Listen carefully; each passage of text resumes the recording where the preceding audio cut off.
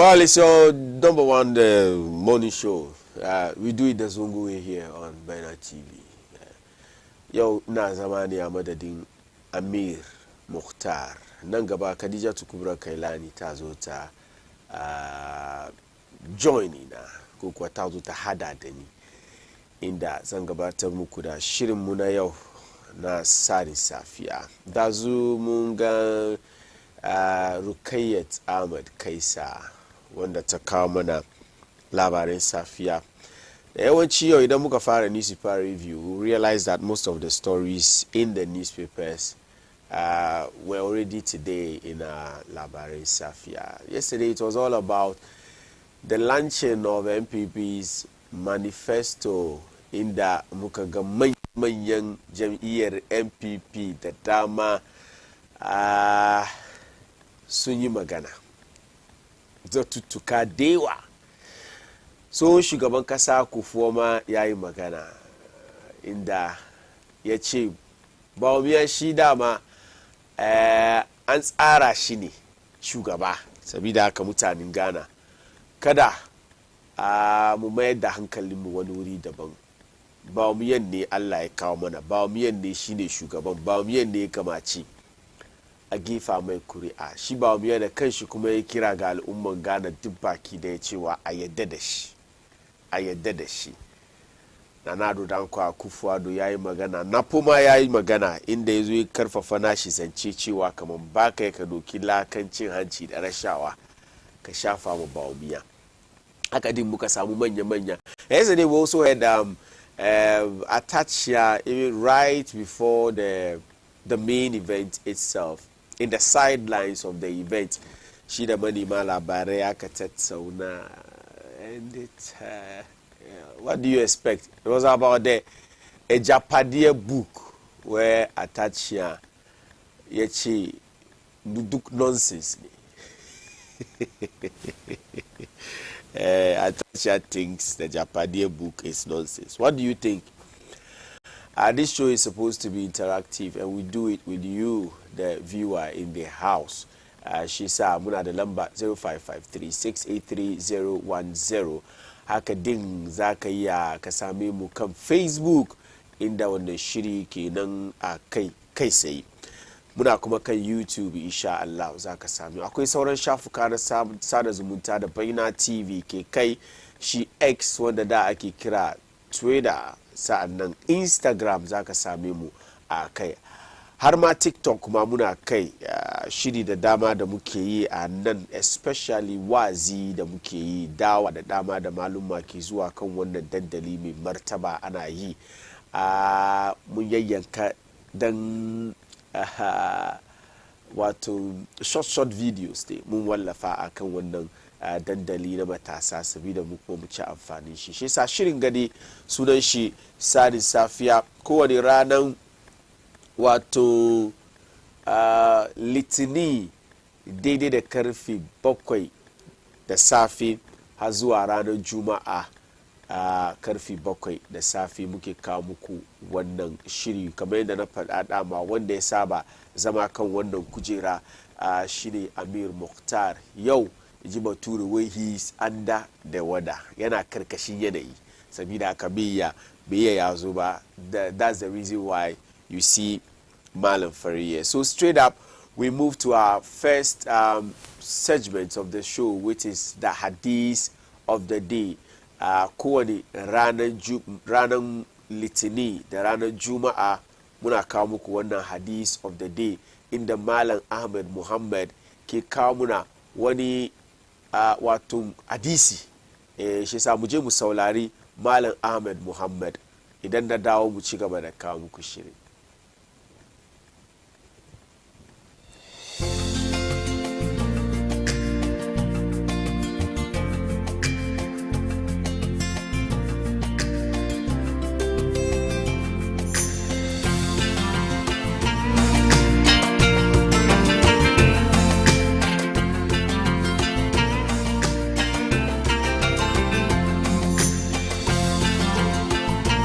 الحمد لله رب العالمين والعاقبة للمتقين ولا عدوان إلا على الظالمين وأصلي وأسلم على أشرف خلق الله محمد بن عبد الله صلوات ربي وسلامه عليه وعلى آله وصحبه ومن والاه.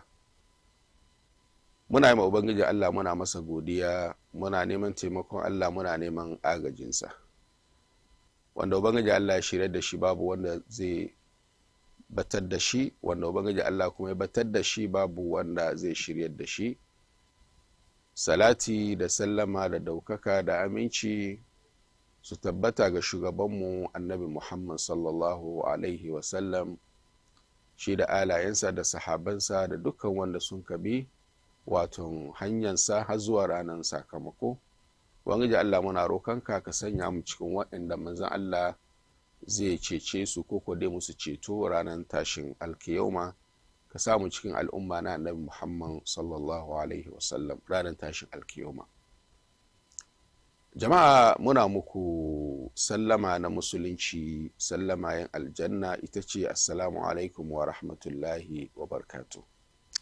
To kamar inda mun ka saba, muna kawo muku hadisi na rana wanda za mu wayar da juna akan zantutuka na annabi Muhammad sallallahu alaihi wasallam, saboda mu samu mu tabbatar da irin waɗannan zantutuka a cikin rayuwarmu, mu kula da rayuwarmu don mu samu makoma mai kyau wajen Ubangijin Allah.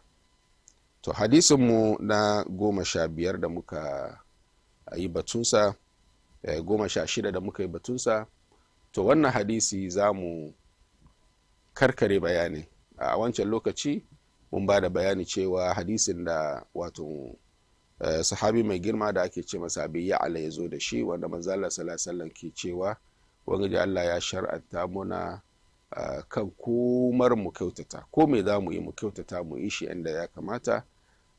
Shi manzo Allah ci gaba ya ce sallallahu alaihi wasallam, ya ce da mu yi kashi mu kyautata, za mu yi yanka mu kyautata yankan.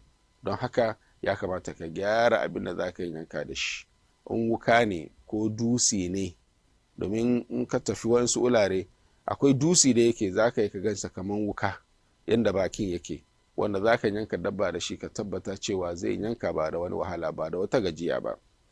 Sa'an nan yin haka zai bari dabban nan ya huce ya huta. Wannan umarni da manzo Allah sallallahu alaihi wasallam yake ba mu.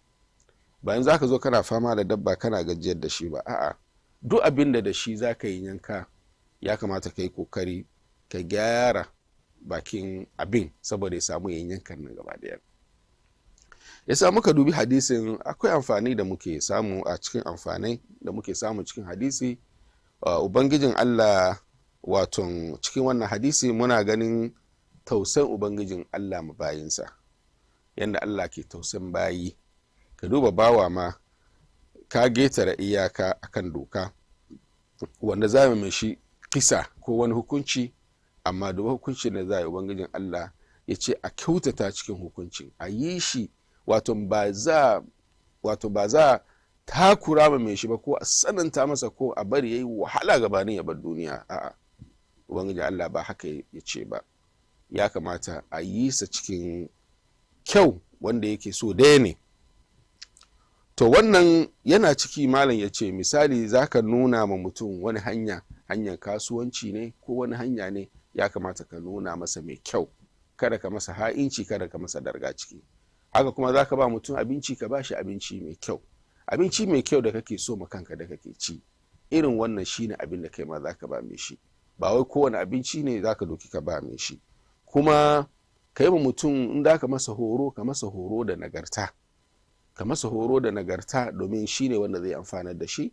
Kuma in da ka hana shi, ka hana shi akan mugunta, saboda muguntar zai cutar da shi. Kaga wannan duka a cikin kyautatawa ne, wannan duka a cikin kyautatawa ne. Yasa annabi sallallahu alaihi wasallam wato shi batun kashi da yanka da ya fadi ya kawo ne don misali ne. Abin larabawa suka ce bil misali yattadih al-amr, saboda lamari ta kwanta a gane, a fahimci da kyau. Sa'an nan a cikin amfani kuma da muke dau cikin hadisin shine, idan mutum za ka yi kashi ya kamata ka kyautata a cikin kashin. Misali, kana da kare mai damuwa, mai fitina, sai kana son ka kashe wannan kare, kashi kuma tana da hanyoyi daban-daban. In ma waton mai shi ya doki bindiga ya halbe shi ya mutu, au ya doki itace ya kwara masa kan ya kashe shi, au kuma wato ya sa wata summa ko wata poison cikin abinci ko ruwa ya sha ya mutu, duka yana yi. Ko kuwa ta hanyar electric, mai shi ya bari electric ya shock dabban har ya mutu gaba daya, shi ma duka hanya ne na kashe. To shine malam ya ce abubuwa guda hudun da muka ba da misalai. Izan bindiga ne, izan an ka halba, na'am ya mutu, amma yakan doke shi wa'ansu seconds, wa'ansu lokuta kadan, wanda yake yana cikin jin wahalan kan ran ya fita. Haka kuma in itace ne ka doki ka buga sakan kai, ya yi ka buge gaba da bai mutu ba, yanzu zaka kara kana fama kana buge kagan ka sa shi wahala, ka sa shi jin jiki da zafi gabani ya mutu. Au kuma ka sa wani summa ne, magani ne ka sa don ya sha ya mutu, ya saura yana wahala, yana juye-juye, yana fadi, yanzu abin kenan yana ta aiki, yana motsa masa hanjin jiki, wato har ya mutu da wahala da gajiya. Kunga wannan duka musulunci bai yarda da shi ba.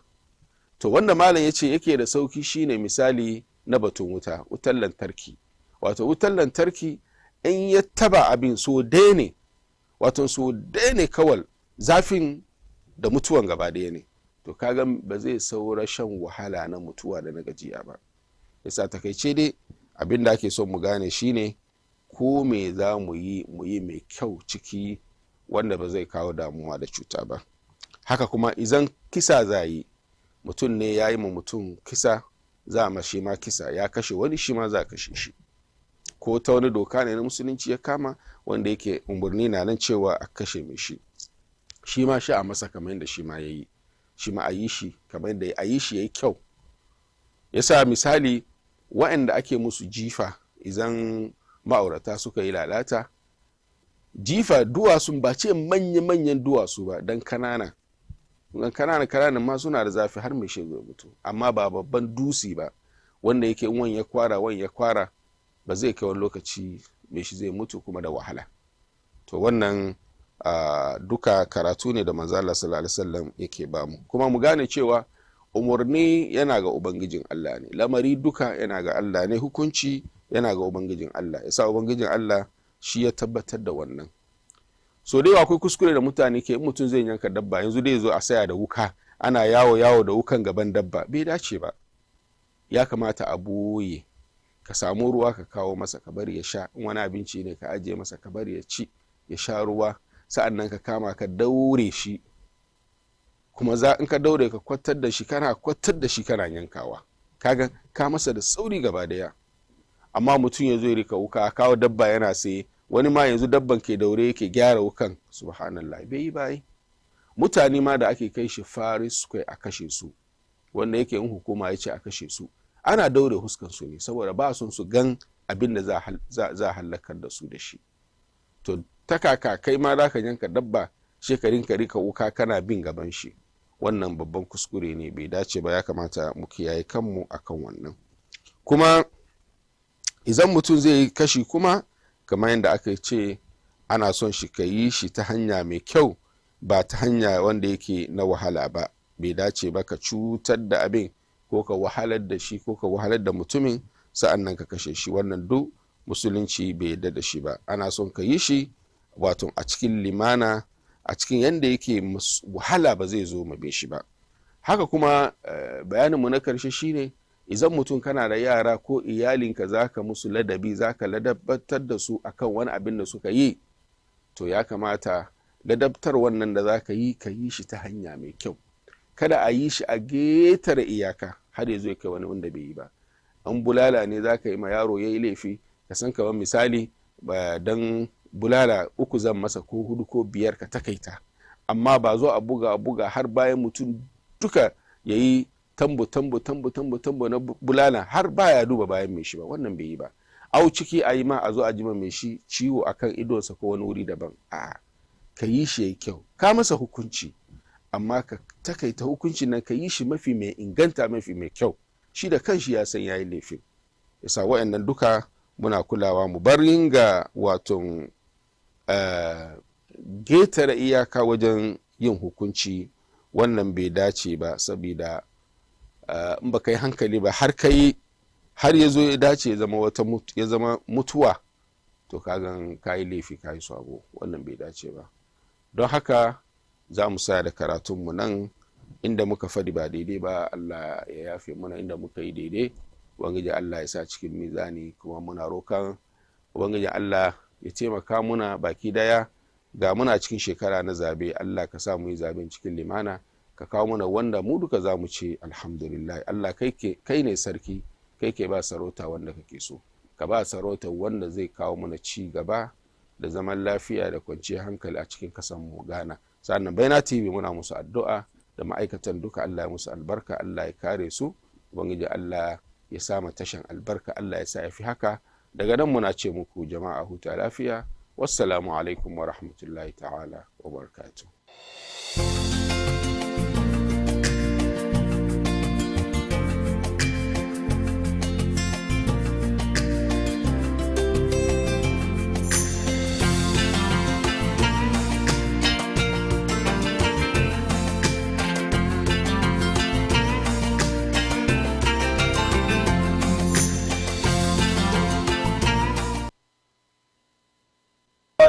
That was Malam Ahmed Muhammad with the Hadith of the day. Yau wai kyautatawa. Daidai wanga lokaci Khadija Kubra kai Ladi ta shigo. Sannan zuwa. Sannan fadi. Okay. Kin ji malam wai kyautatawa. Abu da ya tawa da shi wurin bulalan.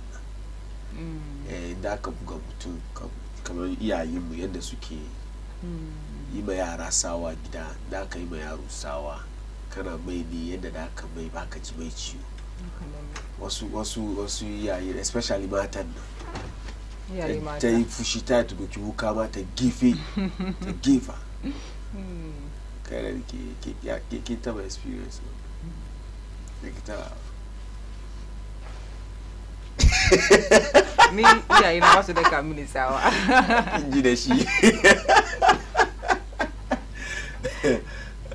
What did you take from there from there? A this na mala ya fadi da gaskiya ne ya kamata mu duka mu, how should I say it, we should learn one or two things from it.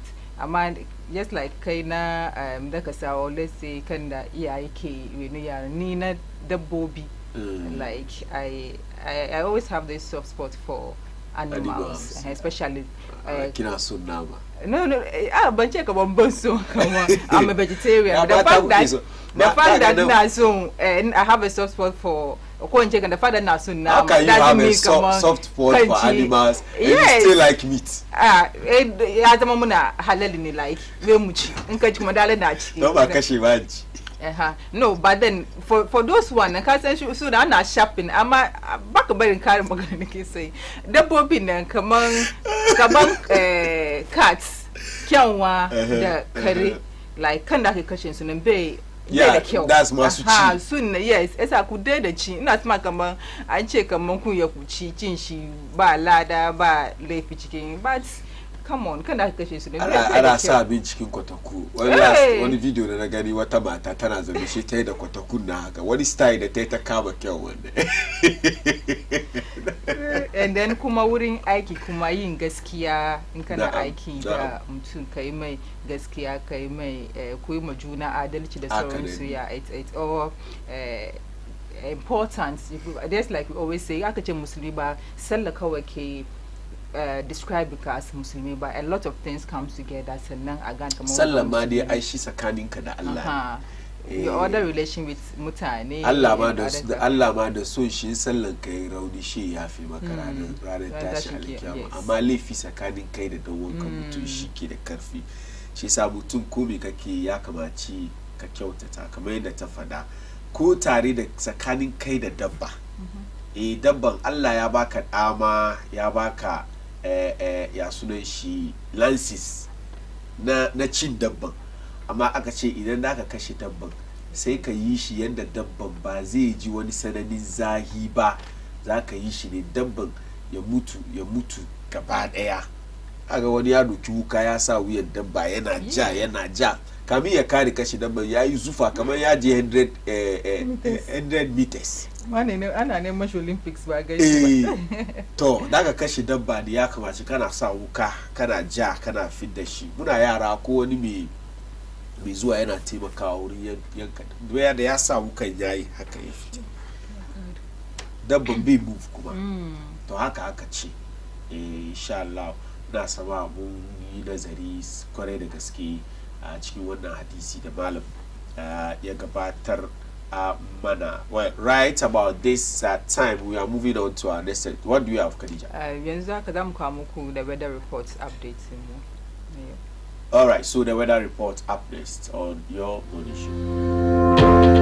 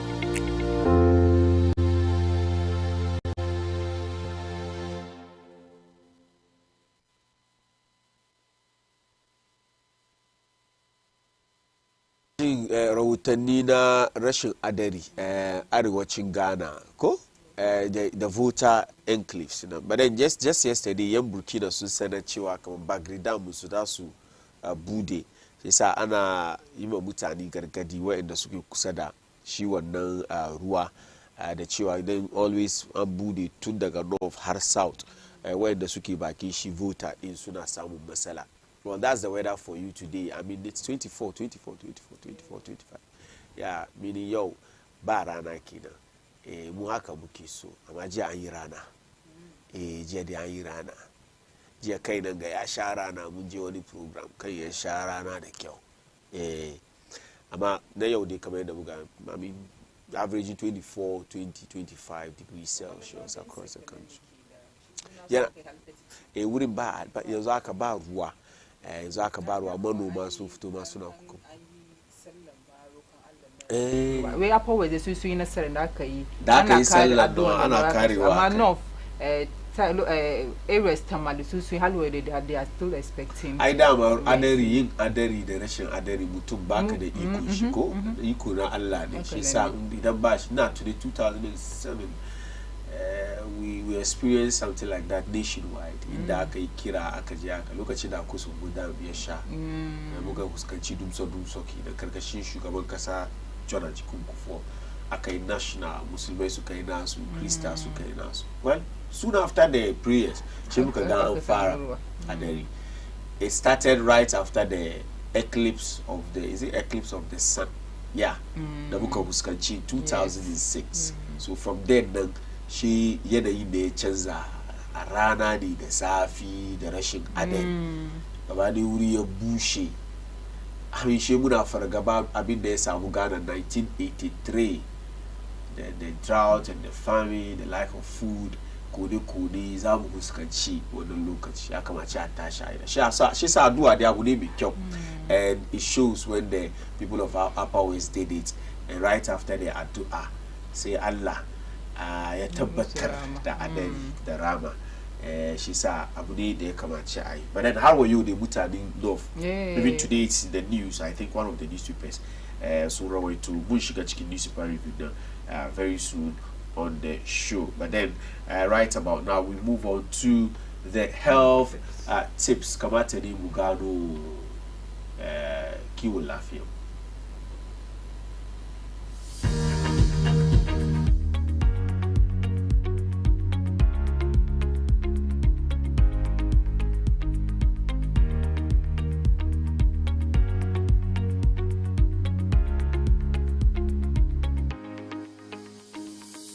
video yi so ye wofo a wo papa wonyine edro ne mpani fie so ana se uyokunu empo so ye boyfriend a hwe video yi wo hwe wi a sende koma oba no ana se oba ko na owo wabrabo mu no ana se wa oba no na obepie sa video yi so a nya botre pa na hwe sa video yi esan se mentia se di ntia emma bi ede wo mani edi agro hwe ajiwe ni se meka ajiwa asem a eya na motwen se mempa ajiwa asem ede pa na ajiwa ene ne nanfofo agi ne wiase mu ya eni ntonwi a onyankopon ede ama omo no omo se omo mpe etia enye fe nti omo be fake eyelashes oye nanso muntie ma ne nto ajiwa ene ne nanfofo se ono na ntwie no kura na ode ne dua no anka ne to yitwaye na wo komfo ene beka wonsem hwe glue na yede hye eyelashes no chemical bi wo ma ye friend formaldehyde sa chemical ya ene yede ye embalming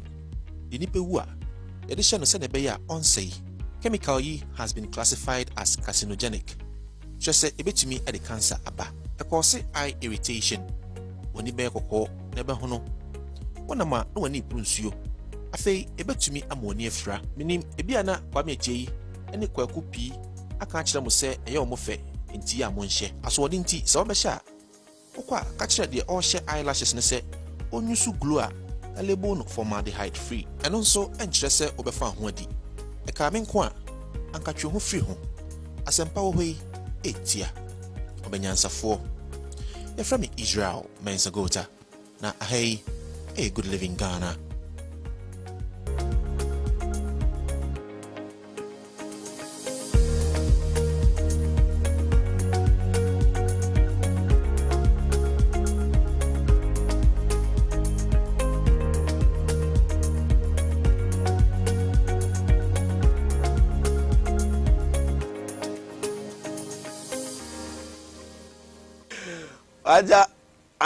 Aja Tonogawa.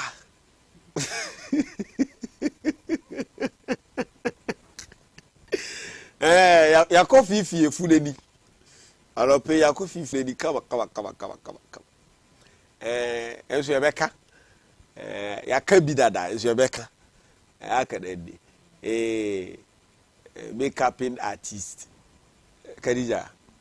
Kedi keso kifara on babi mata di man so ni magana too much.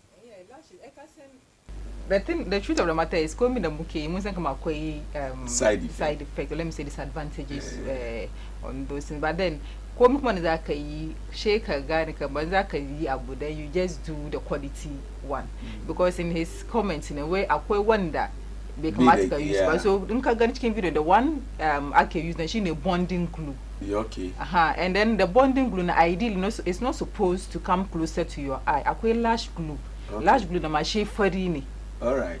So she na ake she ma akwai amount in the ake yin da shi. Basuka loku, do you understand the reason why I didn't enter into this? But she got chikiba. Saboda. But even with that in the master akwai effect in the zakayeka.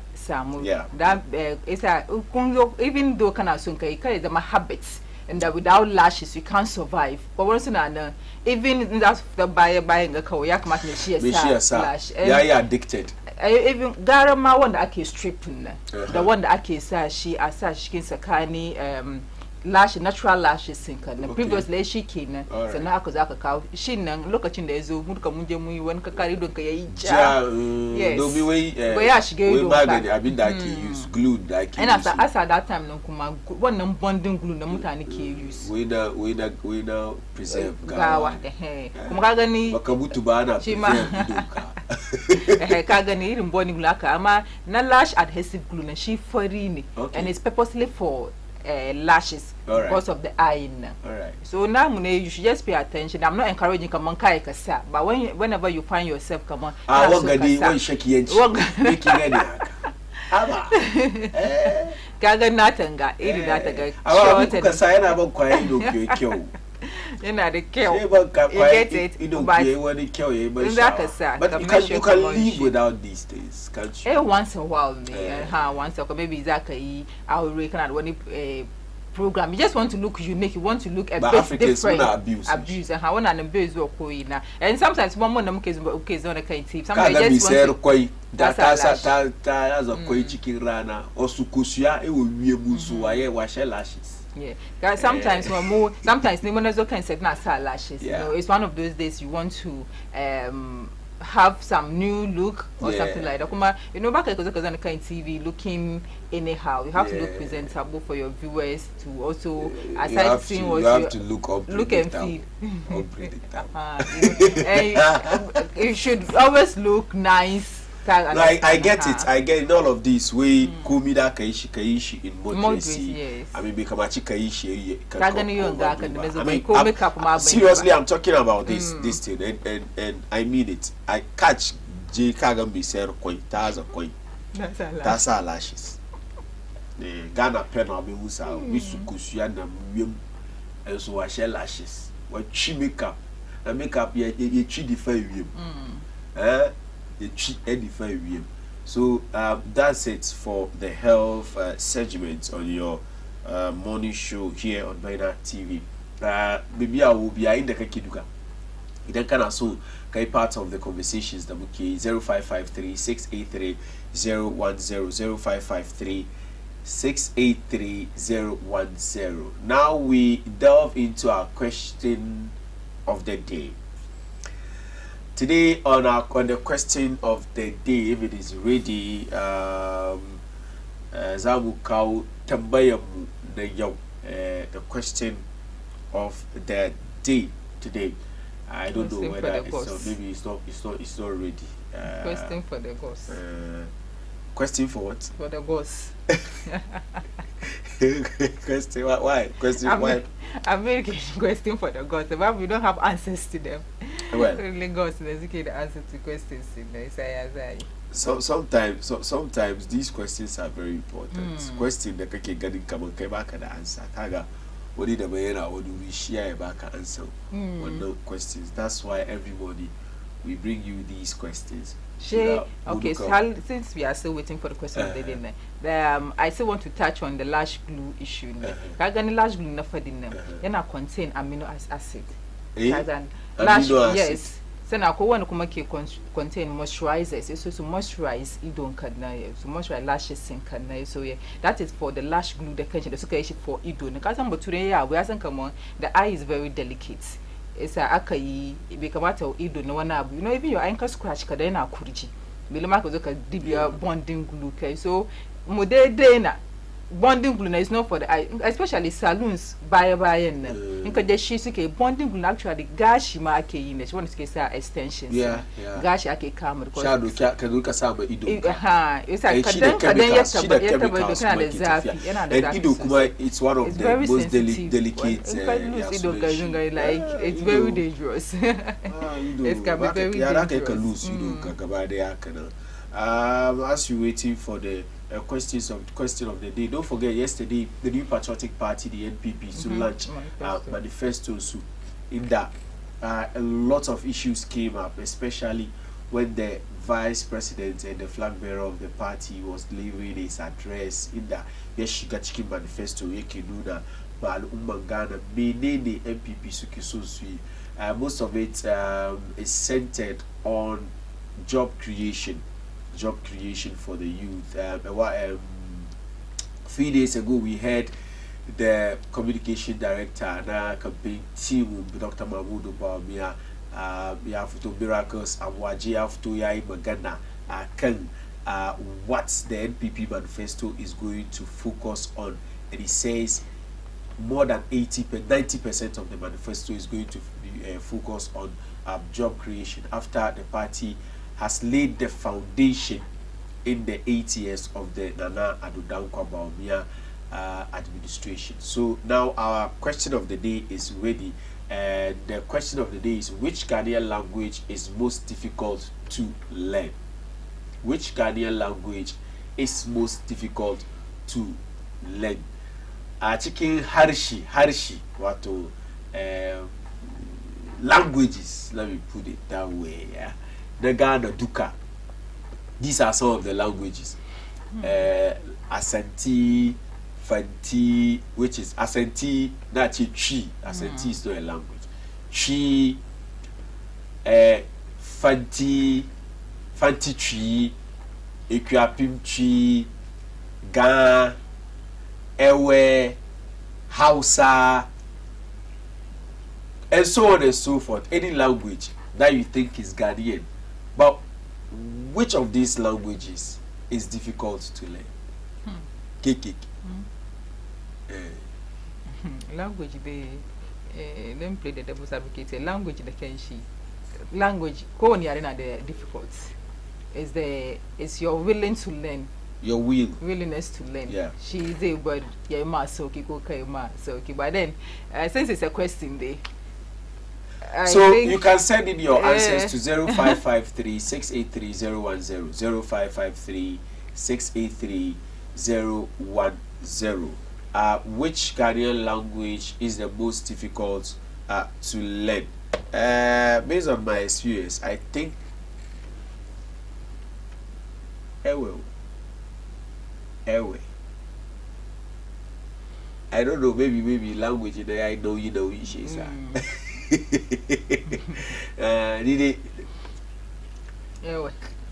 Please don't call. You are supposed to send messages. Which Ghanaian language is the most difficult to learn?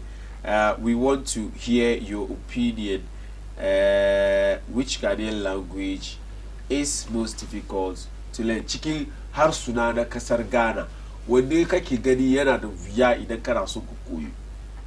A lot of people say that Chi is easy to learn. Chi, if you can one and Chi na mai wuya. So it's the willingness, and then if you want to learn, you learn. You know, especially young Waimu, Aigba, for instance. It's not like they can't, but then they just don't want to. Most when she come back to school, yeah, everybody. But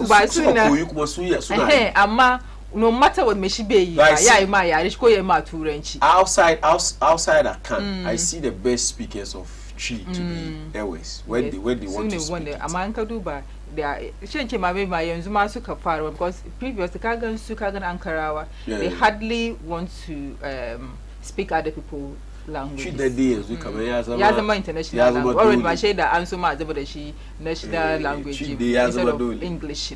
Back of Koyu, it's easy. It's very easy. It's very easy to learn. Very easy to have a conversation with. Yeah, because it is widely spoken. Yes. Yeah. So which of the languages? The northern sector. Yes, northern sector. But I think Kotokoli is difficult. Oh. Madam Jabile Mondo again. Yeah. Hey, be careful. Language you can't go the sorry. I think Kotokoli is difficult. So we are having some we are most father some messages now. Well, in my opinion, I think the most difficult language here in Ghana is Ewe and Dugumba. Ewe and Dugumba. What we Suresh Al-Hassan Usman way is Hausa. How can the way you are even spelling the Hausa? You have issues with Hausa language. Where Hausa? You know the issue. Hausa language, is it difficult? I think Hausa is one of the easiest languages to learn. Maybe because I can speak it. So no, Hausa is not difficult. What in the sort of fine currency, especially in Nima, and then fine currency in these communities in the Aki speak house. So they speak it effortlessly. If me should be fun mark, I'm so she could cook. You never even know come on me. So anyway, but it's not a Ghanaian language though. It's a borrowed language. I'm funny. Yeah, Atuza. Now you can classify it as one of our languages. Because the Zongo communities, the Buka inculcate in our Yasureshi. The widely spoken language Urishidi Hausa. Somebody Atuza we Aigbe number Hausa. 1 and number 2 Hausa. Hausa to you can easily say Nabugako. Well, don't go on a girl. So you know when they want to learn, she ake para the she. Nabugaka. Saura Nabugaka. Do Saura Zagi. So 0553 683 010. Question of the day. Which Ghanaian language do you think is the most difficult to learn. Yeah, Elebele fele sele hele. Like you just can explain. Yeah. Elena de girma. Yeah. You just can't explain for I don't know. And also, Assalamu alaikum. My name is Abdul Rashid. The most difficult is Ebe and Enzima. So Enzima Kumade, I don't know. Kamashi may not view, but Katan Enzima Kumakana jing and then she like an agent fantasy caden chicken and busy. Young it's actually an account. They are also accounts. So my young can be. Okay. Just that accounts no kuana the language.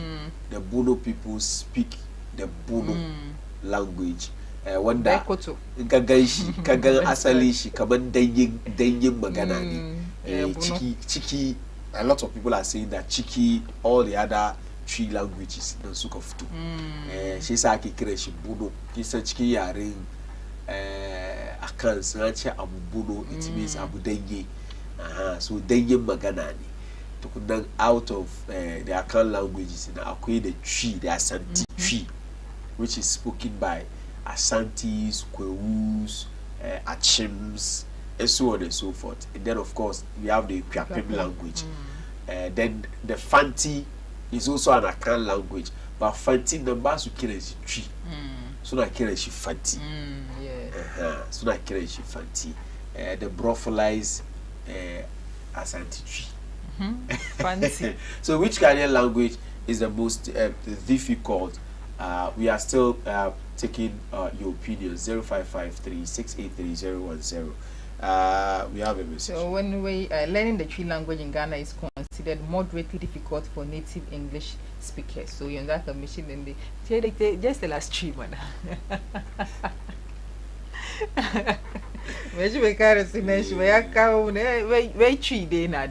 Difficulty, for what in the first language, so it's English. And it's quite difficult for them to speak. But we don't see them learning other languages. Maybe So they should try other languages and see. Maybe there are other languages that are more difficult. In his opinion, is Twi. But then Gaskia they Ghana, because of the Twi, they widely spoken, and it is all because you have a lot of tribes. Akwe tribes they were that sooner, but yari sooner yai.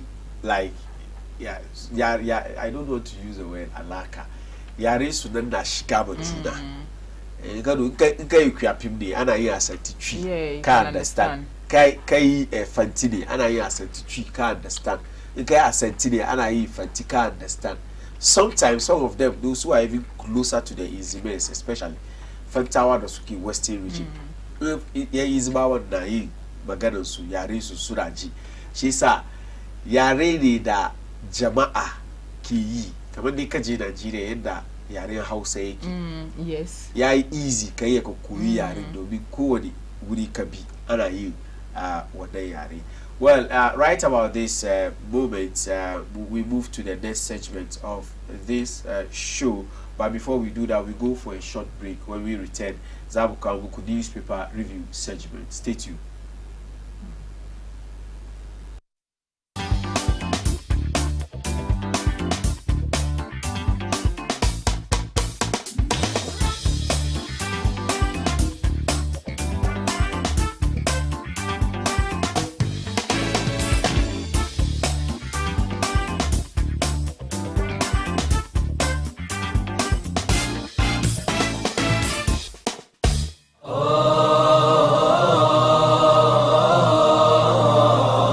Assalamu alaikum wa rahmatullahi ta'ala wa barakatuhu. In san zai ai salama moragar nan kurkan lawarago. Allahi do kan bayna TV na sambo warashe kanti inga ka ta warashe programu kan shiga ne addina fahamu warashen nara ka warga faham. Programu go fandara agoka irkoi ne manga gana manga baijina manga gana. Taka fonnan ganga gana in shinga bai. Nga shirga ka talfa kayantai alfa berai imakaki fahamandi Iradina Misawi. Adina Famo every Sunday at 8:30 p.m. only on Baina TV.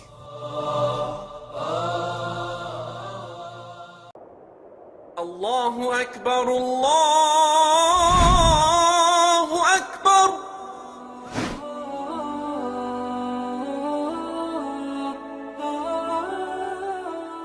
The word Islam is an Arabic word which means to surrender. As a Muslim, you surrender yourself to the Almighty Allah, your Creator. To do that, we need to understand the concept of Islam. Baina TV comes your way with the most educative and informative Islamic program, Understanding Islam. On this show, we answer all the questions regarding Islam, the do's and the don'ts of the Sharia, and many others. Make a date with me, Aisha Muhammad Saqib, this and every Friday at 10:30 a.m. as we educate ourselves with the knowledge of the deen.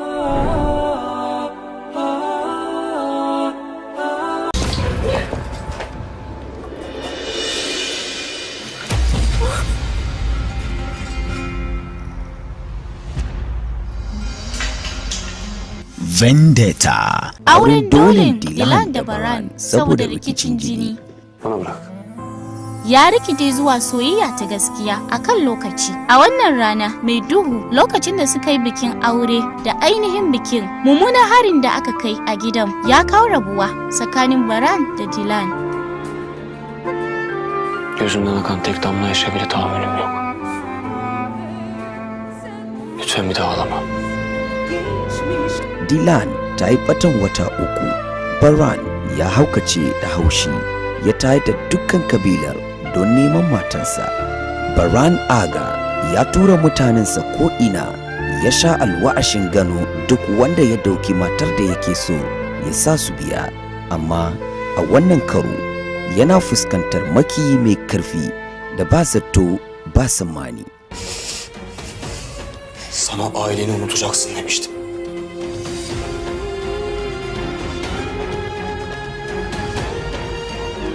Vendetta. Jarrabawa mafi girma fiye da waɗanda suka taba fuskanta tana jiran Dilan da Baran a wannan babban yakin da za su yi don sake haduwa. Wani irin sirri ne Sabiha Imiroglu wanda ya sace Dilan zai shiga cikin rayuwar mutane biyun, kuma ta yaya waɗannan sirrin za su shafi Dilan da Baran. Vendetta.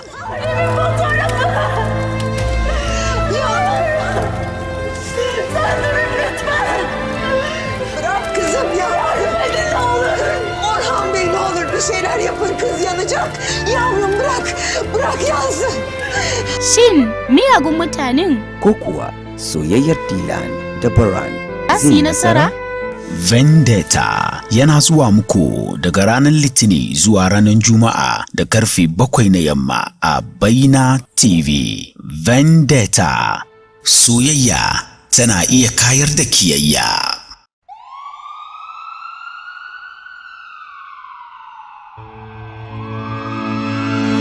Rayuwa mai lafiya yana haɓaka iko, haɓaka tunanin jiki da jin daɗin rayuwa, wanda ke kayyade tattalin arziki, zamantakewa da muhalli.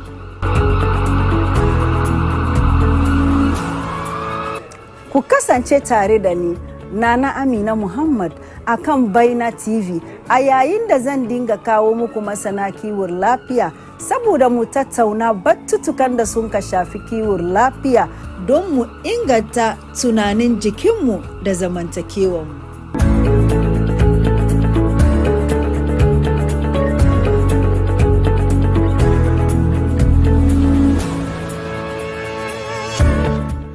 Rayuwa mai lafiya, this and every Thursday at 8:15 p.m. only on Baina TV.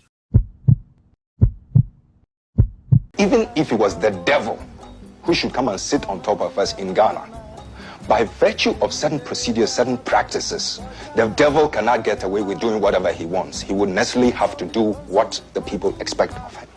Wani lokaci muka yarda da shi kamar yadda yake, wani lokaci muka yi tambaya kuma muna neman amsoshi masu ma'ana. A kokarinmu na ware gaskiya daga ƙarya da farfaganda. A matsayinmu na 'yan ƙasa masu haƙƙi a cikin lamuran siyasa, mulki da tattalin arzikin ƙasa. Breaking the 8, we shall in 2024. Meanwhile, Government borrowing continues to spiral out of control. Akan wannan shirin ma'auni muna bin amsoshi da mafita yayin da muke sanya 'yan siyasa da jami'an gwamnati akan dandalinmu mai girma. Kasance tare da tawagarmu mai matukar amfani a shirin ma'auni, shirinku na siyasa mai fadakarwa da ilmantarwa a tashar talabijin da kuka fi so.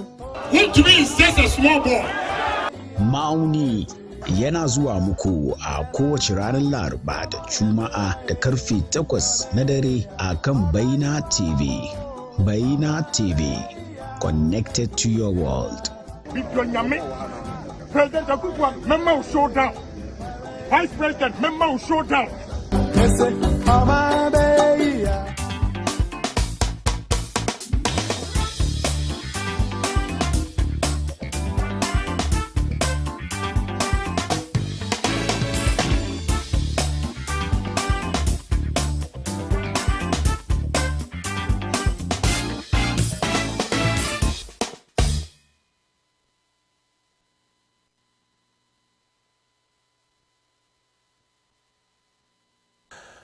wala sannunmu da dawowa daga dan takaitaccen hutu da muka je mun samu wasu messages nan dangane da question of the day da muka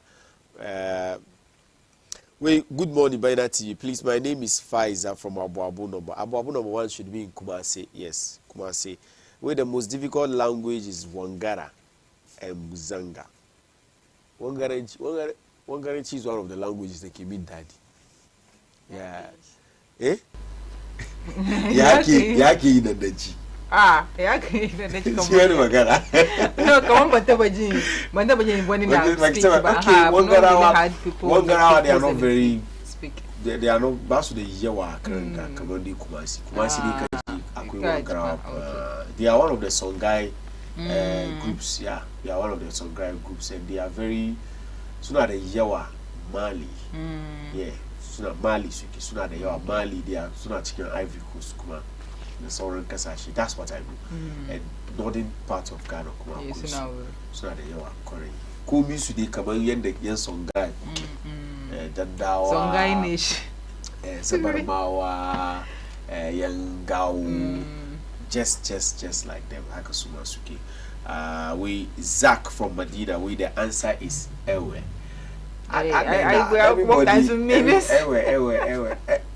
Ewe language like I say we do. Ezegoma. We assalamu alaikum. We the gombanchi and Fanti. I'm Aisha. Fanti is it's early, too early in the morning. I would have used the word. Fanti I gonna be daddy. Just pick the tree. Just pick the tree language and slang it. What's it? No, she wanga ni kumwa. Ebazi, look at Fanti. Baba go more but Ebazi, look at Fanti. Okay, so young go more look at Fanti. All of them are Fanti. Bazinte. Kafara from this. Bazinte na them. Kafara from Utu. Okay. Yeah. All of them are Fantis. Just they are Kwiwa Suka Bilechki, the pets, Suduka Fantawan. So that's it. That's just about our question of the day. We should get to this one. All right, it's now time for the newspaper review segment. Every now and then, MPP manifesto launch most day. Angie Maganganu the Dama. But before former President, His Excellency President Kufuor, one statement I could quote in Shecheka, a manifesto should not address a group of people, should address the entire nation. Now you shouldn't underrate Kowa because there is no secret anywhere. True job, he just making an open statement. Well, when it's coming, we look at Yabo. All right, so the Herald newspaper, the second Gabotum Tobinko Aloyo Anake Botun issue Tobinko Gawe. World Health Organization forces FDA to suspend Tobinko's medicine and set its operations threaten public health and safety. Zaga Hotel Samuel, Amo Tobin Kina, Naji Botun Maganganu Tobin Kumaganu su the fake product da Magun and Dinda Aka Boris Mawe smuggling big matachi Magun and Aching Kasan number. I think soon time Mahama Aka J back and forth, Aka Chile, FDA boss, Aka Shikoku board. So the way they issue then World Health who mustn't say back in just last week, so this is some judgment. Yes. In Dhaka, 98 million Ghana, yes. 94 million Ghana cities. Akachi government here, yes, that was when Opudi was the was the chief executive officer also of the FDA. So I don't know where this story is coming from. We should be careful. I mean, with some of these stories, we know the World Bank and what they can. World Health Organization and what they can. FDA to suspend tobacco's medicine. It's not safe. It's not impose threat can public safety mutani. Maybe they should tell us more. Maybe so you want to be chicken, come be chicken no skagano kama magungu no sunada. Wani masala da idan mutum ya dauki dai kawo mai masala. Amma dai stories like this we should be careful about it, because in 2030 we heard a lot of these. At the end of the day we have a big judgment akan gwamnati, so let us be careful. All right, so still on the front page Gawo to Kaswaban, how comes in that kind of what I didn't describe with that Kaswaban dam the way NDC marks how comes in for prosecution. Kulunde, the same story that daily. And also MPP's National Youth Organizer beat world drums over 2024 elections. We will not sacrifice power for peace. Look at my muzzle. These muzzles are natural. He really said this. I'm sure it came this comment Yazoni by one the National Secretary Kumashima for the National Secretary, NDC. de facto president. General Mosquito. Okay. General Mosquito, wait, they are not going to sign any peace. No, but Magana General Mosquito, the Gaskier guy. I mean, what's the essence of signing a peace pact when sure at the end? I mean, if at the end of the day, I did as I'm not Ratabanu can Takadaka, oh, we Zaman Lafia, but on the DD, say Ababa. The big cows of Lafia. One number gonna day by I magana we do yena so be so peace ba ya yi do yena so peace ni haka da doke shi sai dai maybe ya je wani magana daban wani wuri kuma amma dai wannan magana ya ba ya kirkiro shi ma yazo yi wanga magana shi wannan ban ra'ayi kalma yace ga aduba ya ke ce muzzles cikin Hausa ai ba cartoon muzzles ake fada da shi ba wai they are all natural so larbawa da suke da zuciyar sa bombu cikin su blast ya je gari ko suna da muzzle. I don't know how come sometimes if probably not so yazama it should just be in the news. Yeah, he's power drunk. And also focus on Baumia, leave Napo alone and for the Mahama kama yejida Baumia ye bar Napo. And also why he is set to graduate 10,200 young artisans in few days. I think good news came almost 10,000 10,000 young youth they are not unemployed because in some IK election it's at the Herald getting stories that Suska Kaumona Safiya came. Well, we delve into the daily graphic newspaper truth and accuracy every day. With Baumia means business, so we are still throwing light on Baumia and of course the MPP's manifesto launch yesterday in Taunalish. Manifesto launches. We unveils manifesto focusing on jobs, as I said earlier, and then businesses. And the New Patriotic Party yesterday unveiled its manifesto that outlines the party's plans and vision for the next 4 years on every sector and appealed to the Ghanaian public to keep faith with the party and entrust the presidency of its flag bearer, Dr. Mahamudu Baumia, to steer the country to transform the Ghanaian economy. So that is the story, the main story on the front page of the Daily Guide newspaper. We at GJA 75th anniversary, speakers call for investment in all in AI infrastructure. When it begin wato ciko shekaru 75 da hukumar wato kungiya na yan jaridu a nan kasar Ghana aka yi kira da gwamnati da masu wato all stakeholders when it comes to investment in infrastructure wai su soma saka hannun jari cikin IA infrastructure, that's artificial intelligence. Musan abin da ya zo yanzu kenan artificial intelligence, shi da digitalization da shi ke tafiya, sabida haka ake kira ga masu saka hannun jari a fara sakawa cikin AI infrastructure. Where colleges of education must stay open. GITEC suka kawo wannan magana. Colleges of education wato sukurai da dama da ake ba wato malumma horo. Mun san kwanakin bayan da su yi malamai da suke duba waɗannan sukurai su yajin aiki dangane da wani aiki da suka yi lokacin covid-19 da har wayo gwamnati kudade da ya kamaci a biya su ba.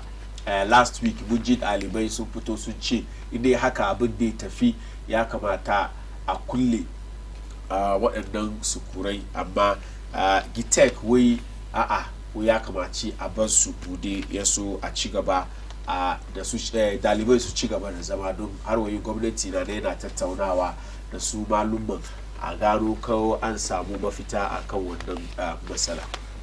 All right, the Ghanaian Times newspaper kuma su ma sun kawo hoton Dr. Bawumia Nanga, Vice President Simunda. So it's also talking about the manifesto launching that chair in the Chikama. I'll cut out waste in government. I will cut out waste in government. She took out some few key points. We have no more than 50 ministers. Reform GRA to broaden tax base. Vice President Kena.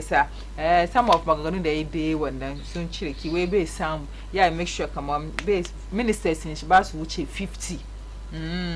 Kuma reform GRA kuma so as a more a broaden tax base. But then this 50 ministers that mean come be either president leader size in cabinet. Also, President Tukaso today for the commencement of petroleum hub project in Chomoro. Sir President Yonga even though the people there, some of the people, not all of them, are against it, was we anchored because government na ya karbi kasashe ya tilasa musu an karbi kasa eka 20,000 wato 20,000 acres da yi amfani da shi kan wannan petroleum hub. Na ce petroleum hub da kafa sabuwar unguwa da kowane aiki na man fetur ana yin shi wurin, refinery kaza da sauransu. Shi sa gwamnati na so yayi wannan aiki ne side shi Jomoro din yankin Izima nan kasar Ghana. Mun san wurin crude oil mu wurin muke samu, shi sa ana so ayi wani abu haka da al'umma za su ci amfani. Shi gwamnati kan wannan gwamnati cikin kundin mulkin kasa wato constitution ya ba gwamnati dama idan dai yi wani abu da kasar da ci amfani shi ya iya kowane kasa ya tilasa ya sai. Yasa gwamnati ya tattara kasa eka 20,000 da yake so ya sayar. Iji mutane wai kasan ya yi yawa too much. Shi sa gwamnati ya rage ya ɗauki 5,000. Gwamnati kuma ya ce anya da ya bi kan ka'ida ne da kan doka. Shi sa sun ce ma gwamnati da ya bar shortcutting din da za zo a yi, amma ji a kufuwa da ya karbi petition su amma bai aiki da shi, saboda abin da za a je a yin zai kawo ma kasa amfani ne kuma su da kansu sun ci amfani shi. Ya ce da yawanci da yi irin abu haka kaga an tashi ana fada ba son ayi ba an kaga an tilasa an yi kaga karshe shi mutane su ce ai da mun sani. Wani lokacin da da yi a kusun ma haka aka samu waɗanda suke zama wato bakin shi wannan ruwa suka ce ba za su yarda ba, da aka yi aka kare ga shi al'umman Ghana mun ga amfani da ake ci yau ma wasu wai akoso bun nasu dai ba su biya wutar lantarki a baki ji ba side krobo wasu wai nasu dai wai wasu wai nasu dai shi sa ba su biya wutar lantarki abin da abu ne mai kyau petroleum hub it shows that we want to move to the next level since we discovered oil because how are you ba mu ga wani substantive investment da muka yi ba apart from Ghana gas da muka ga an gina da yau muke cewa mu muna da inda muke samun gas mu ba shi ya import from outside ba there are a lot of things that we have to do because chain na ga samu crude oil chain of benefits da ba mutum samu duka mun kare ba shi yasa abu ne is laudable and we have to tell the people of Jomoro Izimawa san cewa kamar a ajiye siyasa a ajiye wani rashin gamsuwa da ba shi sai kan wani abu mai karfi a ajiye gefe su gwamnati ya gabatar da abin da mu da mu yi ne yan kasa za mu bude idon bude kowane investments an sign to sign a memorandum of understanding of what they call it with investors that so invest kudi su wuri. So don't let us make it difficult for investors to come and invest because we need the investors to come and invest their monies because mu ba mu da kudi da zamu yi da shi saboda haka kamata ne su ba da dama a yi dai bude garin ne yaban al'umma a samu aiki. Let's move to the other newspapers. Okay, so they or the other stories. Ghanaian Times. I think the last story on the Ghanaian Times. In a way, Mahama clarifies new fees stress policy. First sale of 100 students. I'm very J free. But then Yaza explain it's just because now so to take Makama one is from disadvantaged homes and mostly far away in Kid area. Amanka Shiga, you can continue. So and his submission they check and you took a canena tema kuma soon Aiki the SNIT one is about students loan. So to take Makama one that's to continue and especially to some suggest school to learn smoothly. I'm any problem. It makes about to go to my yard and a hundred scholarship. In my very opinion, Khadija, I think that the focus should rather be on because if you listen to my armor, opinion she can free SHS. We be cancelled. By as we gather. She's a new leader that I come to focus on the J can free SHS and I gather she say I can cover she would say, hey, here's the code that I Masaluni Canada. Well, I do like a carry and I do my job creation because going to school carry kuma without job no kuma. So maybe that's why he has a 24-hour economy which is focused on job. I'm very excited about how the campaign is going this time around. It's like everybody is talking about job, and it is good for the youth. Jobs and education. MPP soon are getting education and so much. They are tackling it. And now they have to move to jobs, and they disagree with this wholesale scholarship for first-year students at the university. Of course, a lot of people disagree with it, but then I think that I want us to disagree with it. I think we should focus rather on the free SHS, and of course, even lower down. Our basic schools the basics, they are terrible. Very terrible. But my uncle wouldn't come over like that father and I should go my if the foundation is poor. If the fundamentals are weak, the exchange rate will less for she came. Foundation when I made a kill. She has your high school now as I J Tesha look of chaps Zella. God bless our homeland, Ghana. Wait, I done with it. The back page in the Ghanaian Times took over to sports story. One is sports away. Winning start for Samates in Swatreman. In Swatreman. Okay, in Swatreman. Pronounce it in Swatreman. Yeah, the real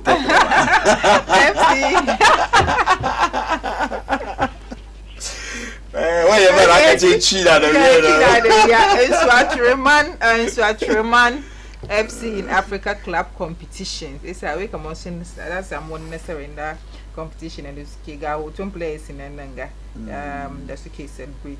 All right, so that I think is a CAF is a CAF Champions League. The Skofara Kasar is it Cameroon? Yes, Kosuma. Well, it's a good news, of course. Ghanaian teams have not been doing well recently in CAF competitions. We look at the Daily Post. John Dramani Mahama, with anybody who has chopped money from Keita Ports project will be held accountable. Alkawali da so shugaban kasa John Dramani Mahama ke kenan kasan nan ga Dr. Mahmudu Bawumia. Not a very good picture of Mahmudu Bawumia, and it is coming from the Daily Post. You should understand. Every time they have to come picture. Our cow can the pictures I don't want to the hacker. Sheikh as a Daily Post. When Bawumia spoke like a broken record. Repeatedly praised himself and gave more false promises. Well, moving on. Let's move on to the next paper, the Informer newspaper. Then, of course, it's again Bawumia, where Bawumia is saying at the MBB manifesto launch, we trust me to deliver. We are dedesh. We mutariga kuye dedeshi. This way muko aiki kuma aiki tukuru. Ejisa kuye dedeshi. Agifa me kuria. Chembisaga mama we mama wons kita port money choppers. NDC NPP threatened Ghana's peace. Ga hutu na mayen jami iyari siyasa Asidu Ketia Justin Kodia Frimpong. Of course, wonder AJ wonder Magana Natasha Hankali. We Fecal Waste Management Minister satisfied with development. It's a minister kuma MP na Ayawaso West Wagon constituency. It's okay. Samachanwe in this issue 8 napped over illegal forest trade. Quickly, we'll move on to the next newspaper, which is the Daily Dispatch newspaper.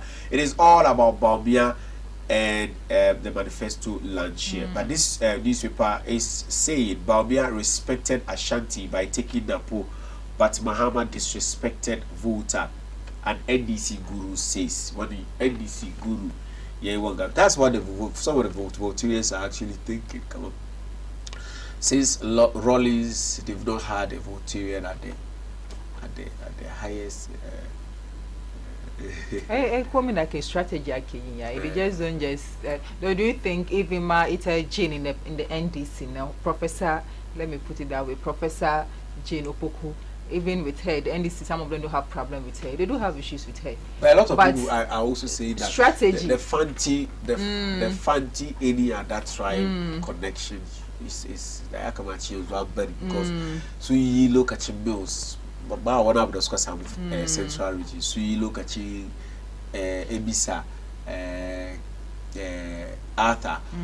How do you central region is like NDC was just donkey central region the Suki so but anytime NDC now win central region they must not struggle as we even in the last election when they were sweeping all the seats in the central region they were still struggling in the presidential race in the Akufo-Addo beat John Dramani Mahama. The strategy is how much this summer, you know, there's much figure. We always want to have money now. This time around, probably to work for them because in Kaduba, even the MPP,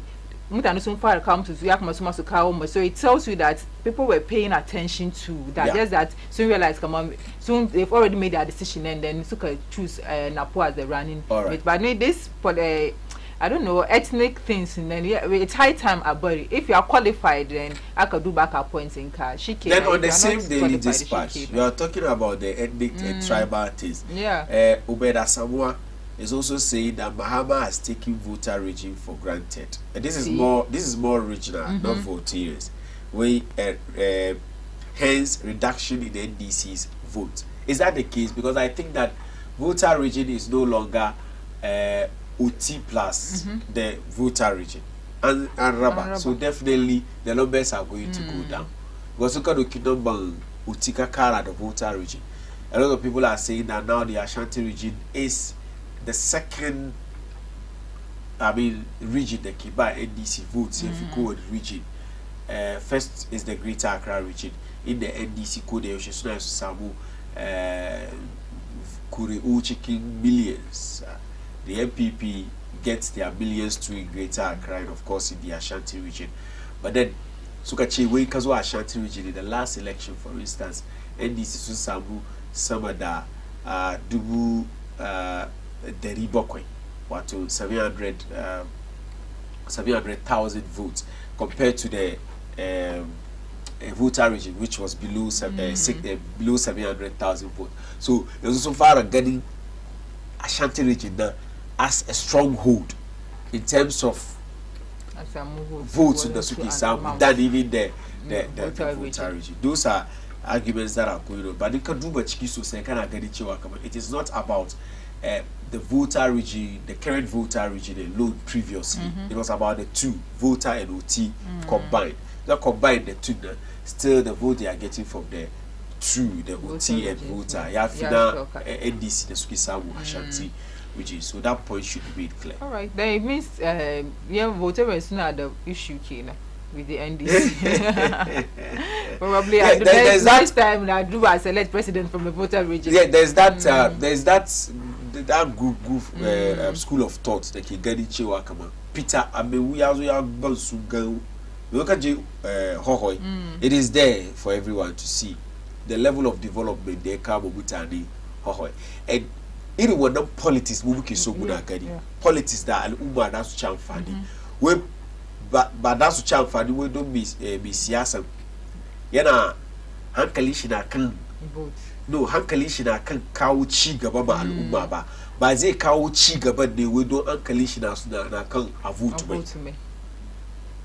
So in the case of Amewu wani bangare kuma da suke magana suka ce a'a don gwamnati shi na mulki shi yasa yayi waɗannan abubuwa kuma duk yankin voter in hohoi kawai gwamnati ya pay attention to. So what if the government kudi da ya kamace shiga da shi voter region duka ya je sa hohoi? That's the argument another school of thought is making. And I think that whatever it is, focus mu koko inda ya kamace mu bayar hankalin mu shine siyasa da ke kawo ci gaba. Amewu ya kawo ma hohoi ci gaba, ya kawo da ya kawo sauran constituencies cikin voter region da suna gani kamar we are wasting our vote on these other MPs. Because if you say it's because Amewu's government is in power, okay, Okuje Toa Blakwa, his government was in power. What did he do for the people? What did he do to develop his constituency? So all of these members of parliament. So I think that the conversation should go beyond the voter region. Yeah. It's not about the voter region alone. We should also look at other regions that voting parties one way. Ashanti region, our own northern regions, the voting parties one way. And let us also compare them to the other regions, like the central region, where today vote more, vote more. And of course the greater Accra region. Are they also seeing development because they are the voting pattern is not one way, so that vote to them. Are they seeing development? They soon are getting development. Then of course we change. That vote will be saboda aikin da dai zo yi maka ne. Ko ko zaka vote ka gainse shi saboda aikin da dai zo yi maka ne. Da shi dai wa'annan yankuna Greater Accra da Central Region. I don't really want to use the Greater Accra because in terms of development, the Greater Accra is far ahead of all of these. And obviously the capital. So it's a conversation that we have to. A ga yadda al'umma idan ya zo wurin kada kuriya za mu kada kuriya mu san me ya kamaci ya inform our decision when we get to the ballot. Yeah. Don't you think sometimes it even go beyond the person one particular party is in, okay, when MP government is in power. Mostly I think that it's come down to personality character they just have the desire to become MPs. So they should just amass the public wealth. But even if their party is in power, they some of them hardly even go back. Yes. Yeah. But it's always there. In the school, one documentary some part of the Eastern region, Miaso. Yeah. I think that's the last garin the Eastern region. That's the last garin the K. These people actually to residents of Tumpa tune the Aka vote MP so about Stawagan Shiba. And as at that time in the in the Ghana King, I check Uriaka bus to the light, bus to the health facility. And that's to charge you say they have to go to the next town before Eastern region. Let's check. I think it's the last Garin. I'm telling you. I'm telling you this. Ghana ruwan sha ma ba su da shi. Su da dabbobi ke share stream water na. Man ta sha yanno. Yes. Amma sha yi shiru mutane kuma na wurin. They are okay. MP yezo ya zo ya ba su 100 ya kare ya wuce. So mostly sometimes come down like we've made our money is too in a way that when you want to become rich in Ghana, you have to become a politician. And so that's the mindset they always take it to.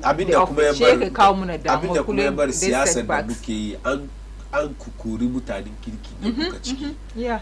Yanzu masu kudi ne inda kan shi na da kudi ko yana da hali yana da mutunci ba duban wannan kudi kaya ka zo kaya ka zo da an ce honorable shikaya ka mu da kamar an ce honorable kai haka ne to kai nan sunanka wayo.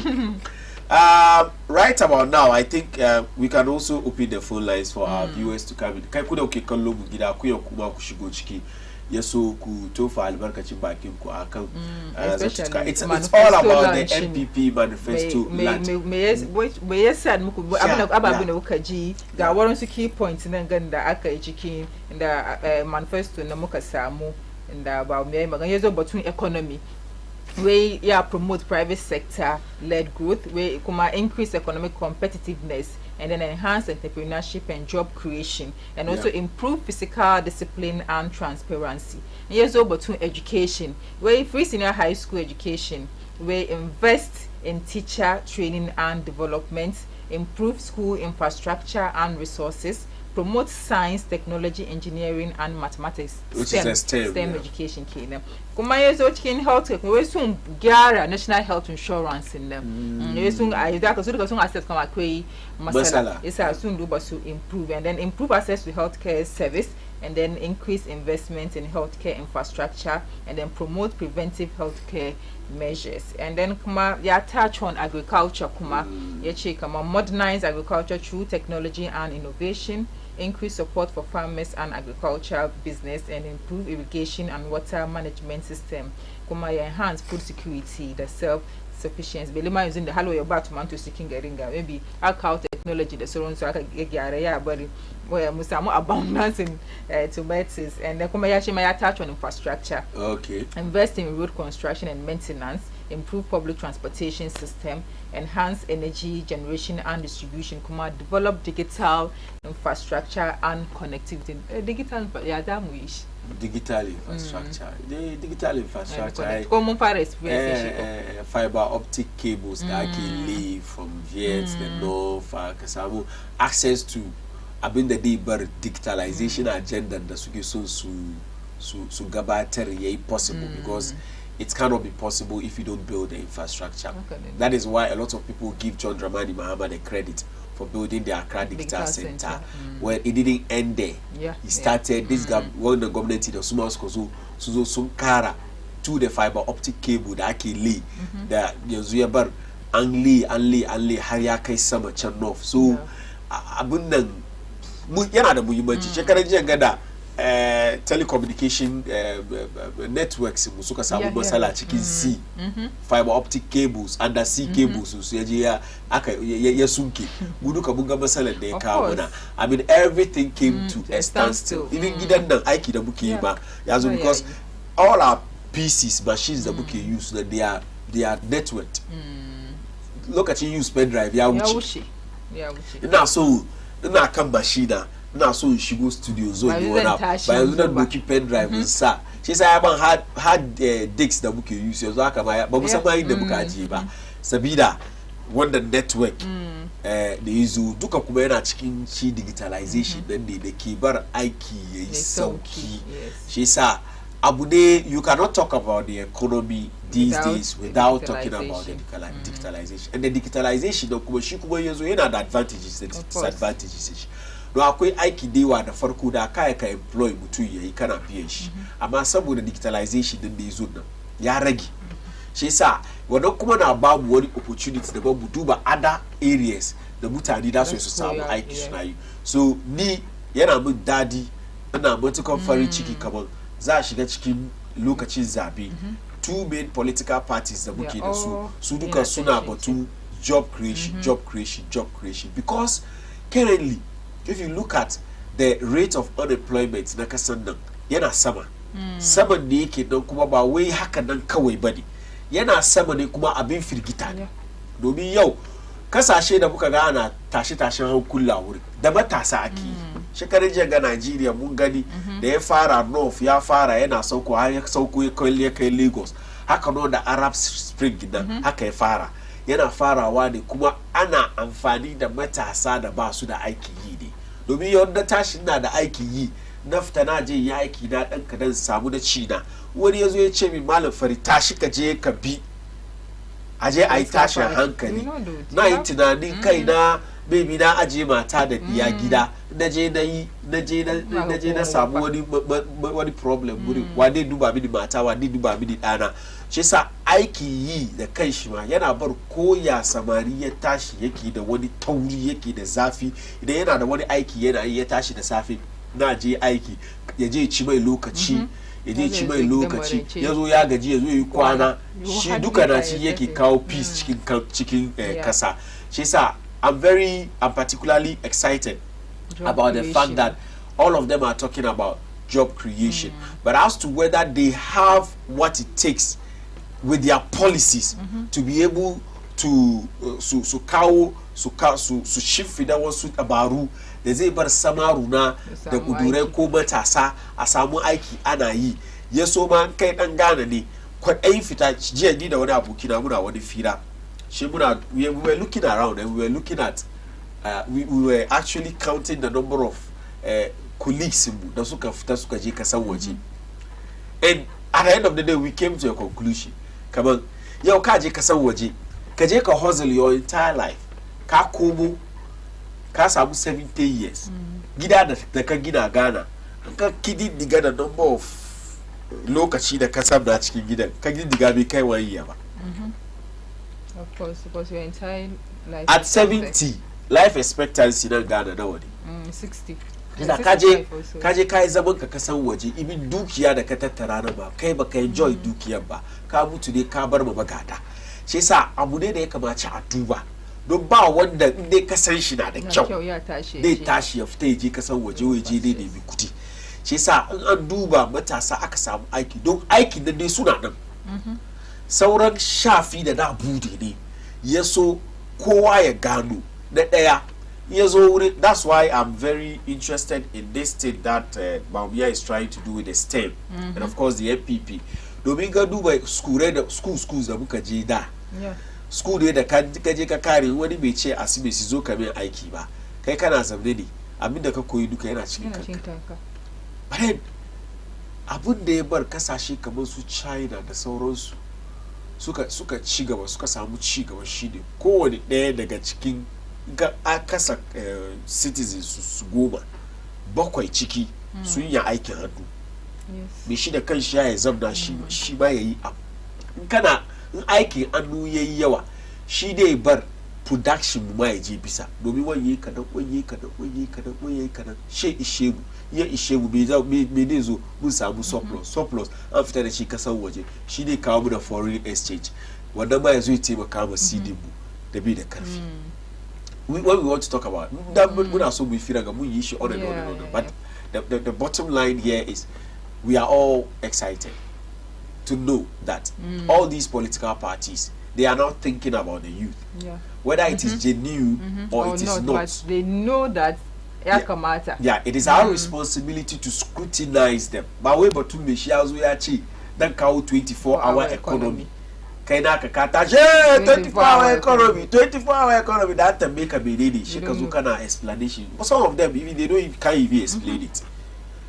Shekarenja John Mahama ya kawo da the formula we 133. Is that enough? Because that is what they've told us since day one. Kama aiki guda 3 shift mutani uku. That's what they've told us. What we are interested in knowing is that the 24-hour economy you are talking about, come when anya da ka bi ka yi shi, there is more feasible. We shouldn't come and repeat the mistakes we did previously with one district, one factory, one village, one dam. The northerners over there are crying because there is drought. And these dams, over 500, were supposed to actually solve this problem that they are facing today. So it's almost like ideas. I keep saying this, come on. Ghana, for instance, our policies are always beautiful on paper. Yes. Yes, so implementation, she shares them aiki. By muna implement, munzana, she move for the shift fair, but in the end, because you just give a scenario, come on. I've been making happen enough and that, and muna the dam there is just to solve this. They had that, so they come on, ama, another second is aishi. In 8 years, if you dug meaningful dams. Yes. Because they told us, we had the one in chat telling us we are only meaningful dam money. If indeed they dug meaningful dams, the people should not be crying. Of course. Come on, there is drought. They shouldn't be crying. Okay. But we spent millions of Ghana cedis into this project, and today, where are the benefits? So maybe it's not about the sloganeering. One district, one factory, one village, one dam. I mean, our experiences in the last 8 years, Yaba Mungani, come on.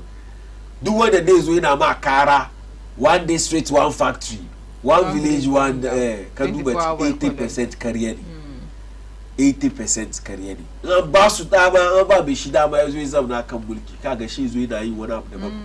When they were talking to us about one district, one factory, nobody knew they were going to do it in collaboration with the private sector. Of course. They shikabutani to akabuka said, look at she too late.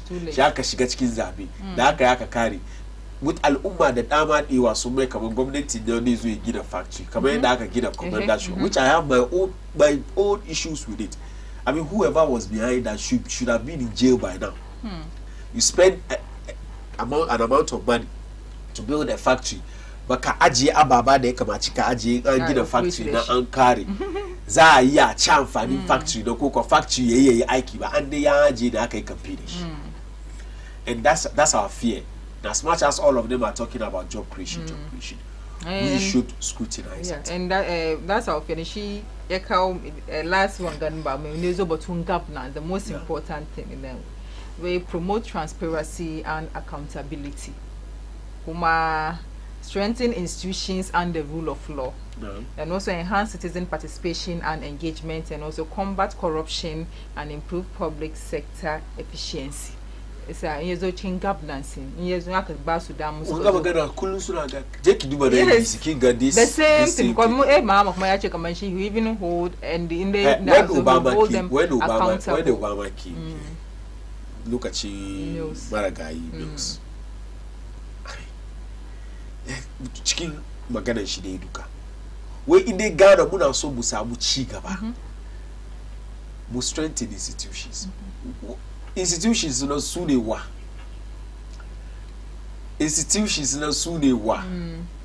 institutions hukumomi da aka kafa suke tafiyar da lamarin gwamnati. Yan kuwa ke kan layi. Wa alaikum salam, sunan ka ne da kake kira? Ya kuri kashe muryan TV ka.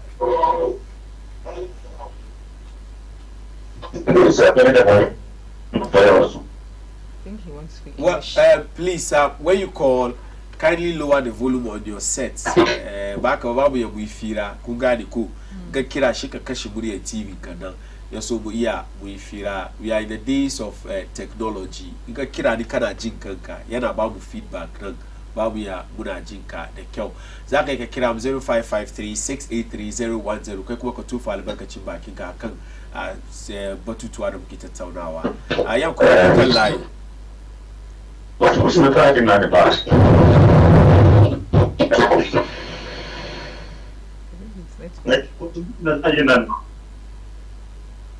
Hello. Hello. Na'am, sunan ka da kake kira.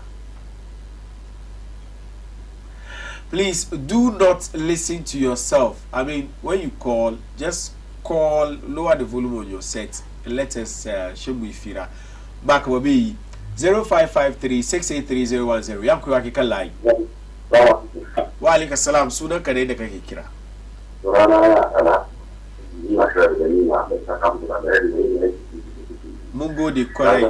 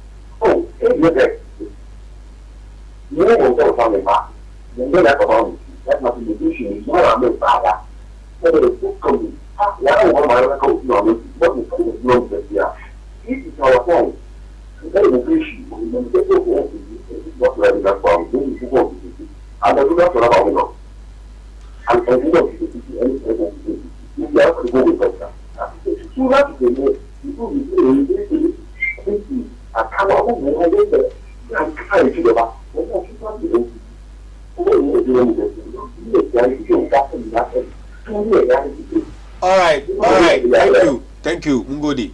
In kai maka ka kira 0553-683-010. Muna daukan ra'ayinku ku kuma ku tufa bakin albarkacin bakin ku akan batutuwa da muka tattauna akan wannan shirin mu na Tsarin Safiya. Na, sunan ki da inda ke kira. Hajiya Kande Jamila. Muna jinki. Barka kaɗe. Sannu kaɗe. Amin, amin, amin.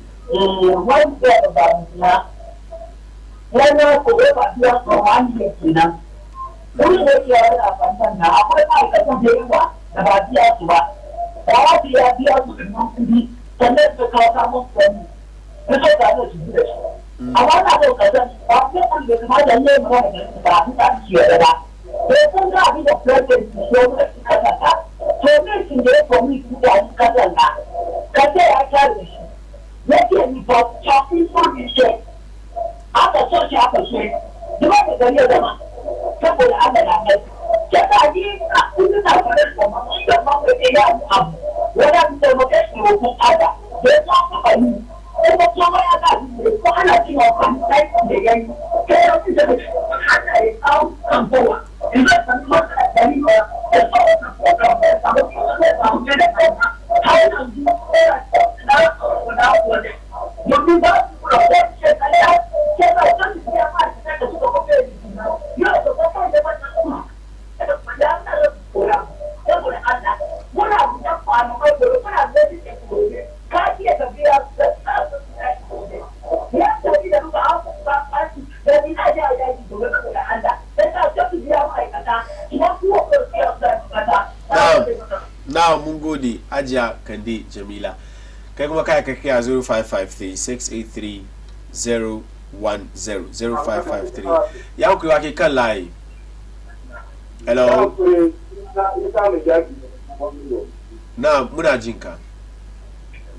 Abin da muke so ne a yan siyasa lokaci ya kai da ya kamata su muna adalci don mu ne su kun ba mu ba su yasa ya kamata kamar da ake so aiki matasa na son aiki matasa suke so na aiki ya kamata kowane lokaci a runga suna ayyuka in dai ba aiki ya kamata matasa suna cikin hankali yadda kuna makuwar kofa suna alheri na daren sauka. Mun gode kwarai da kira da kai kuma kai ga kira 0553-683-010 ka tofa albarkacin bakinka a kan batutuwa da muka tattauna a kan wani shirinmu na Tsarin Safiya 0553-683-010.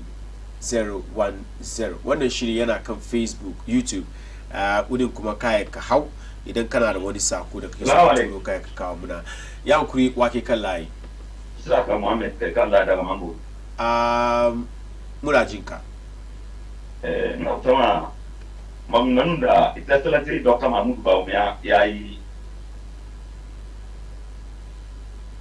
da president mai gidan gado muna gida su da nofa yawa su a Sani Bambel muna Allah ya da zai do nofa yawa su maganan da brother na ya yi cewa maganganun da suka yi na 80% ya zama karya kuma damunan da suka yi na suka fari na damunan ba correct ba kuma one city one party na yanzu ne kuka gane kamar za su gama su da private sector nan na so tambaya yana da manifesto NPP waye wannan magana wani ya magana na host na ya magana wai ba su one city one party program nan ka ji shi ko dai an kira ka an gaya maka me shi ya ce ya ina gaban TV na jin ya ce wai private wai one city one party wai private ne amma da ma NPP ya zo 2016 na ba haka suka fadi ba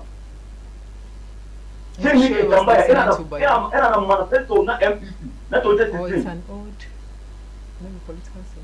yaushe yau maganar yau kake yin ga maganar da kake yi yanzu suke ba da response kamar kace wai that's our last caller when you are listening to a program listen well and politics is not war. You people, you've done politics.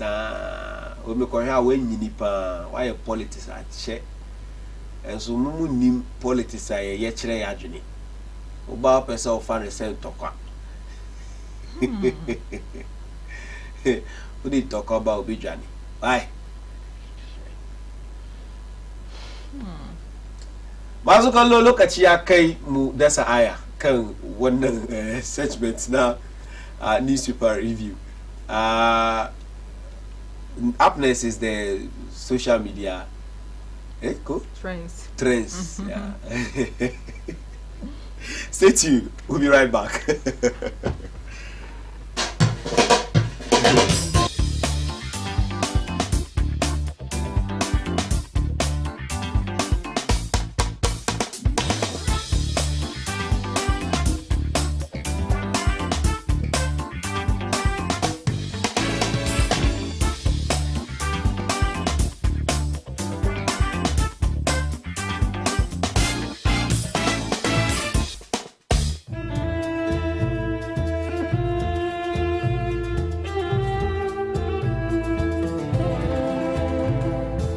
muku sallama ta fuskan musulunci ya ko bayin Allah ubangijin mu Allah madaukakin sarki ya daukaka mu da wanga addini kuma addinin musulunci babu shakka ilimin sa tana da yawa fannin tana da girma shi yasa ubangijin mu Allah madaukakin sarki ya nuna mana cikin alkur'ani cewa a ringa tunasar da mutane kamar da Allah ya ce cikin Qur'ani fadhakir in nafa'ati dhikra annabi ka tunasar da mutane saboda tunasarwan zai yi amfani wa zai ma amfani sayadhakkaru man yakhsha mai tsoro Allah zai ji yayi aiki da shi jama'a bai yiwuwan musulmi ya rayu shaida tunasarwa akan haka saboda muhimmancin tunasarwan da Allah ya ce ma annabi fadhakkir ka tunasar da su saboda wannan ya zama na kaman yau muka kawo muku sabon shirye-shirye akan Bayyana TV wanda ni ne malamin ku Malam Abdulrazak zan gabatar da wanga wa'azi ku dan tare da ni kan tunasarwa jama'a ai wa ma summiyal insanu insan illa li nasihi ai ba sama mutun suna mutum ba sai dai saboda mai mantuwa ne.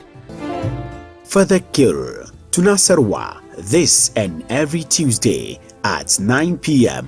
only on Bayyana TV.